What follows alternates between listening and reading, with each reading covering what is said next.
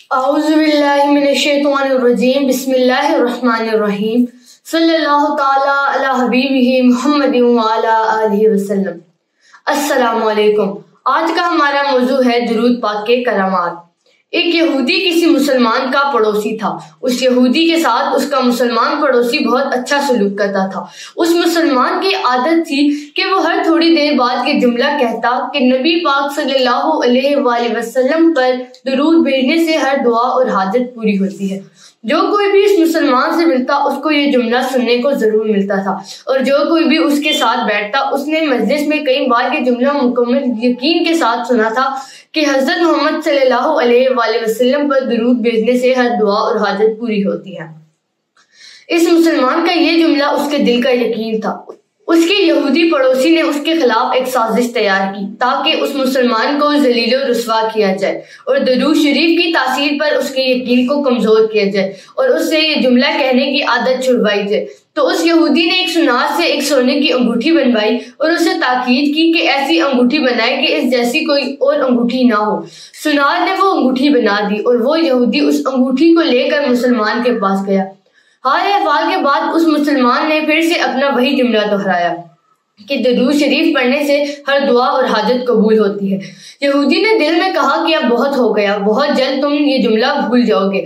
کچھ دیر بات چیت کے بعد یہودی نے کہا کہ میں سفر پر جا رہا ہوں اور یہ میری ایک قیمتی انگوٹھی ہے، اسے تم اپنے پاس امانت کے طور پر رکھ لو، جب میں واپس آؤں گا تو تم سے واپس لے لوں گا۔ مسلمان نے کہا کہ کوئی مسئلہ نہیں، آپ میرے پاس یہ انگوٹھی بے فکر ہو کر چھوڑ کے جا سکتے ہیں۔ یہودی نے وہ انگوٹھی مسلمان کے حوالے کی اور اندازہ لگا لیا کہ مسلمان نے وہ انگوٹھی کہاں رکھی ہے، اور رات کو وہ اس مسلمان کے گھر کودتا اور اس کی انگوٹھی تلاش کر لی اور اپنے ساتھ لے گیا۔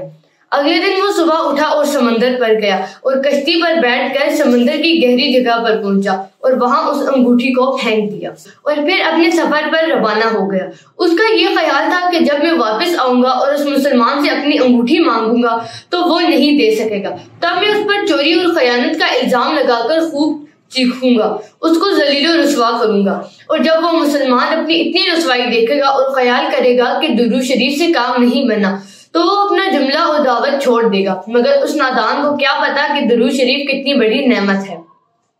یہودی اگلے دن واپس آ گیا اور سیدھا اس مسلمان کے پاس گیا اور اپنی انگوٹھی طلب کی۔ مسلمان نے کہا کہ آپ اطمینان سے بیٹھے، میں صبح درود شریف کی برکت سے دعا کر کے شکار کے لیے گیا تھا اور بہت بڑی مچھلی ساتھ لایا ہوں، آپ سفر سے آئے ہیں، وہ مچھلی کھا کر جائیں۔ پھر اس نے اپنی بیوی کو مچھلی صاف کرنے اور پکانے میں لگا دیا۔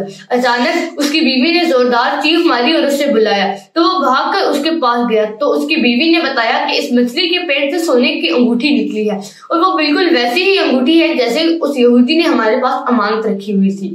وہ مسلمان جلدی سے اس جگہ گیا جہاں اس نے انگوٹھی رکھی تھی، لیکن وہاں پر اس کی انگوٹھی نہیں تھی۔ وہ مچھلی کے پیٹ والی انگوٹھی اس یہودی کے پاس لے کے گیا اور کہا کہ بے شک حضرت محمد صلی اللہ علیہ وآلہ وسلم پر درود بھیجنے سے ہر حاجت اور مراد پوری ہوتی ہے، اور اس نے انگوٹھی یہودی کے ہاتھ پر رکھ دی۔ یہودی کی آنکھیں حیرت سے باہر نکل آئیں اور اس کا رنگ کالا پیلا اور ہونٹ کانپنے لگے۔ یہودی نے پوچھا کہ یہ انگوٹھی کہاں سے ملی تو اس نے کہا کہ میں نے ابھی اسی جگہ دیکھا جہاں میں نے انگوٹھی رکھی تھی، پر وہاں انگوٹھی نہیں ملی، لیکن جو آج ہم نے مچھلی شکار سے پکڑی تھی اس کے پیٹ سے انگوٹھی ملی ہے۔ معاملہ مجھے بھی سمجھ نہیں آ رہا، مگر الحمدللہ آپ کی امانت آپ کے پاس پہنچ گئی اور اللہ تعالیٰ نے مجھے پریشانی سے بچا لیا ہے۔ بے شک حضرت محمد صلی اللہ علیہ وآلہ وسلم پر درود پڑھنے سے ہر دعا اور حاجت قبول ہوتی ہے۔ یہودی تھوڑی دیر کانپتا رہا اور پھر بلک بلک کر رونے لگا اور مسلمان سے کہا کہ مجھے غسل کی جگہ دے دے۔ غسل کر کے آیا اور کلمہ طیبہ اور کلمہ شہادت پڑھنے لگا اور ساتھ رو رہا تھا۔ اس کا مسلمان دوست اسے کلمہ پڑھا رہا تھا اور یہودی یہ عظیم کلمہ پڑھ رہا تھا۔ جب اس کی حالت سنبھلی تو مسلمان نے اس سے وجہ پوچھی تو اس نے اسے سارا قصہ سنا دیا اور بے ساختہ کہنے لگا کہ بے شک حضرت محمد صلی اللہ علیہ وآلہ وسلم پر درود بھیجنے سے ہر حاجت اور دعا قبول ہوتی ہے اور ہر مراد پوری ہوتی ہے۔ امید ہے آپ کو ویڈیو پسند آئی ہوگی۔ بہت شکریہ۔ اللہ حافظ۔